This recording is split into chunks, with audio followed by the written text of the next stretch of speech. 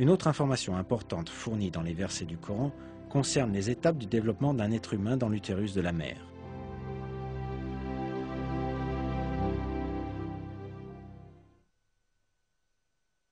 Ensuite, nous avons fait du sperme une adhérence, et de l'adhérence, nous avons créé un embryon. Puis de cet embryon, nous avons créé des os, et nous avons revêtu les os de chair.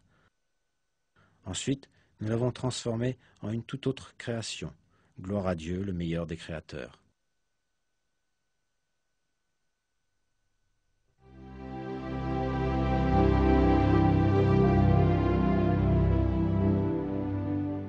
Il est clairement énoncé dans ces versets que dans l'utérus de la mère, les os se développent en premier, puis les muscles se forment et les recouvrent.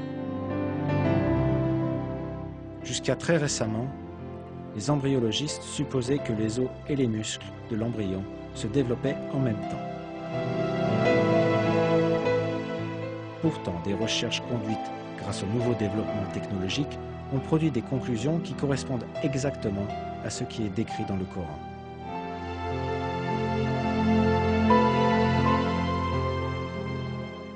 D'abord, le tissu cartilagineux de l'embryon s'ossifie. Puis les cellules musculaires qui sont sélectionnées dans le tissu entourant les os se rassemblent et viennent recouvrir les os. Cet événement est décrit dans une publication scientifique intitulée Developing Human, l'humain en développement, de cette façon. La forme du squelette détermine l'apparence générale de l'embryon au cours de l'étape de formation des os à la 7e semaine. Les muscles ne se développent pas au même moment, mais leur développement commence peu de temps après. Les muscles prennent position autour des os dans tout le corps et par conséquent, ils les habillent. Ainsi, les muscles prennent leur forme et leur structure bien connues. L'étape de l'habillage avec des muscles survient au cours de la 8e semaine.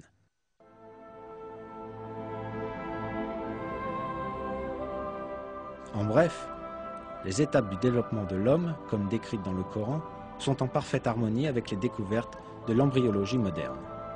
Le professeur honoraire Kate Moore, du département d'anatomie et de biologie cellulaire de l'Université de Toronto, un des plus éminents embryologistes du monde, est un de ceux qui identifia ce miracle dans le Coran. Le professeur Moore examina les versets concernant la naissance humaine et annonça ses conclusions par ces paroles.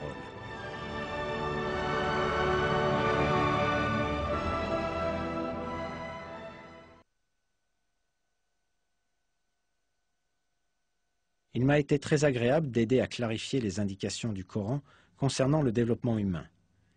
Il est clair à mes yeux que ces indications doivent avoir été communiquées au prophète Mohammed, paix et bénédiction sur lui, par Dieu ou Allah, car la plupart de ces connaissances n'ont été découvertes que plusieurs siècles plus tard. Cela prouve à mes yeux que le prophète Mohammed, paix et bénédiction sur lui, a dû être un messager de Dieu ou Allah.